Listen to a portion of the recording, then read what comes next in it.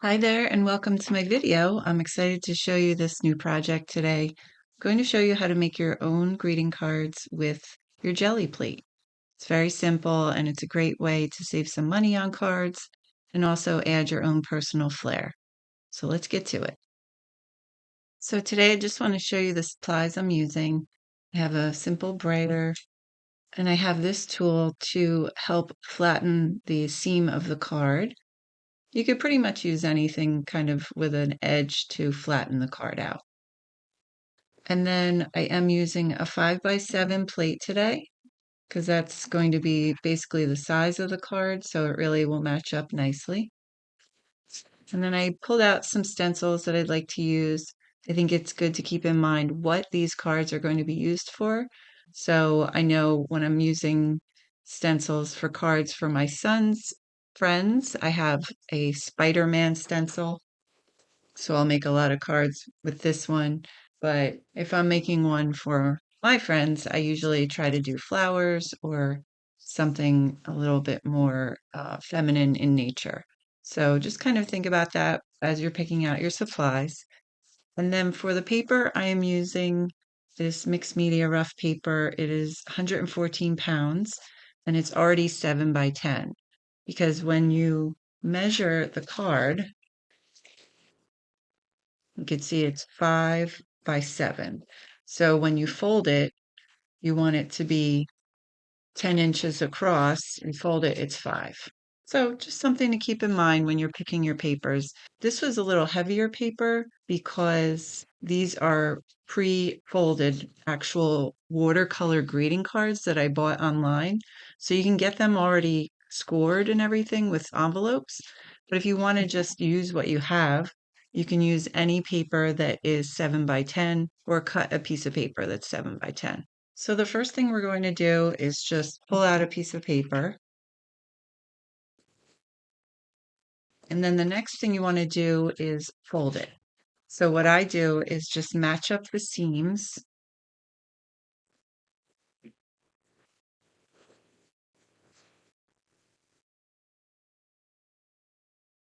And then I just use this tool to make a nice seam.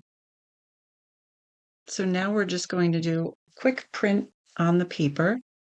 I'm going to start with Payne's Gray, just kind of as a little framework.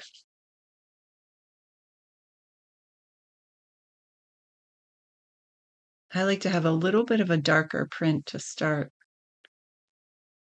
So I'm just using copy paper to pull off the background.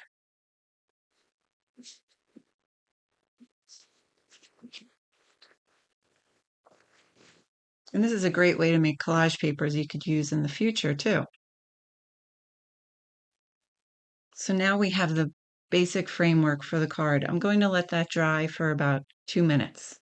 So now that this is dry, I'm going to just add a little touch of orange up here that is Naples yellow red. And this is pink neon. Going to make a little bit of a ombre shading in the back. So just remember, the first thing you put down is the first thing you'll see on the paper. And then just kind of going to blend these in the middle so there's not such a pronounced line between the two colors. So now you want to think about where you want the print to be, and we want it on the front of the card. So we're just going to put it down this way. Just line it up the best you can. It's not going to be perfect. And that's part of the charm of these cards is that they're handmade and they're something special that you're giving away to someone that you like. So just giving that a minute. You want to make sure that well, you don't have paint on your hands like me, but just make sure you get in the middle too, because that sometimes sticks for me. So let's see. So that came out really pretty. And I'm just going to put this to the side and let it dry. And let's try another one. So again, I'm using a little Payne's Gray just to create a little bit of a framework for the card.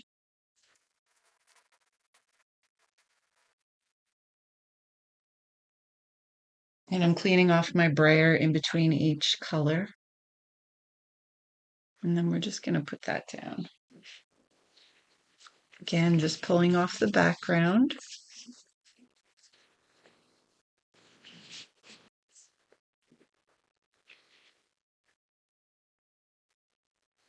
There's a cute little print we could use later. I do notice a little paint left behind here, so I'm just going to pull that up again.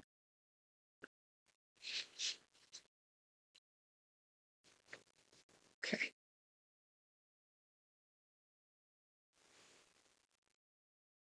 Again, we're going to let that dry for about 2 minutes.